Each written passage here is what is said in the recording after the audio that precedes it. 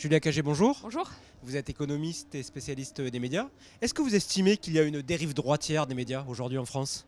Si vous regardez dans l'ensemble la ligne éditoriale des médias français, ce qu'on voit, c'est de plus en plus d'invités de droite et d'extrême droite et de moins en moins d'invités centristes, de gauche et d'extrême gauche. Ça, c'est quand même la première chose.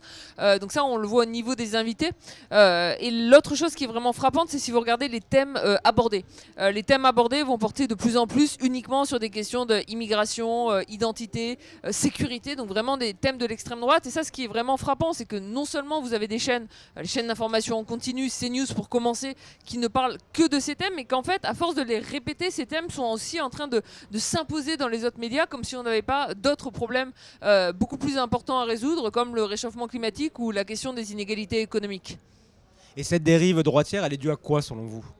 Il y a eu plusieurs facteurs différents, mais il y a un rôle majeur qui a été joué par les actionnaires des différents médias, et notamment par ce qui a été fait par Vincent Bolloré à CNews. On parle d'une bollorésation de l'information, mais vous avez vraiment un changement de ligne éditoriale. Vous aviez une chaîne d'information en continu qui s'appelait iTélé, qui d'ailleurs était plutôt marquée à gauche jusqu'en 2016. En 2016, vous avez l'arrivée d'un nouvel actionnaire, Vincent Bolloré, qui, face à la plus grande grève de l'histoire de l'audiovisuel privé, parce qu'en fait les journalistes ont protesté contre cette ligne, à laisser partir quasiment tous les journalistes, à créer une chaîne low cost CNews où vous avez très peu de journalistes, très peu d'informations, vous n'avez plus que du talk show, et en fait il fait du talk show sans pluralisme d'expression, c'est-à-dire du talk show où il n'y a que des invités de droite, d'extrême droite. Bon, vous avez quand même Zemmour qui a antenne ouverte littéralement tous les jours pendant 1 heure sur CNews, vous avez l'heure des pros de Pascal Praud, et le problème c'est que, et ça devrait aussi quand même tous nous interroger collectivement,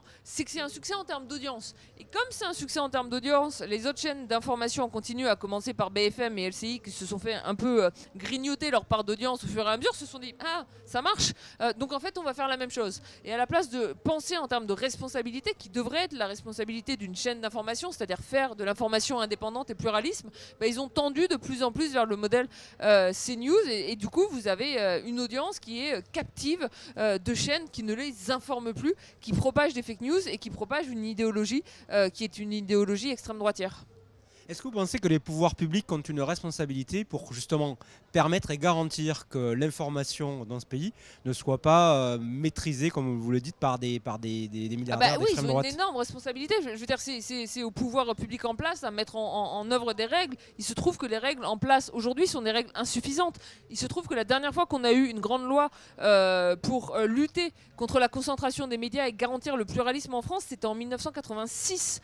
Donc 1986, ça fait quasiment 40 ans maintenant, et qu'on n'a pas repensé ces lois depuis près de 40 ans. Et le problème, c'est que les hommes et les femmes politiques au pouvoir, mais malheureusement aussi, il faut bien le dire, ceux dans l'opposition, évitent souvent de s'engager sur ces terrains-là, parce que vous avez une concentration qui est devenue tellement forte que si vous vous mettez à taper sur un Vincent Bolloré ou sur un Patrick Drahi ou sur un Bouygues, vous avez quand même un peu peur d'être blacklisté par les différentes chaînes de télévision ou différents journaux, et que vous avez besoin en fait de cette exposition pour toucher les citoyens.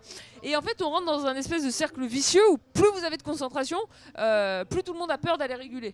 Sauf qu'en fait c'est une responsabilité collective, et je pense qu'il est vraiment temps aujourd'hui de mettre en place une grande loi de démocratisation de l'information. Julia Cagé, merci. Je sais que Merci vous avez un emploi du temps chargé. Bonne journée, bonne fête. Merci. Au revoir. Merci beaucoup.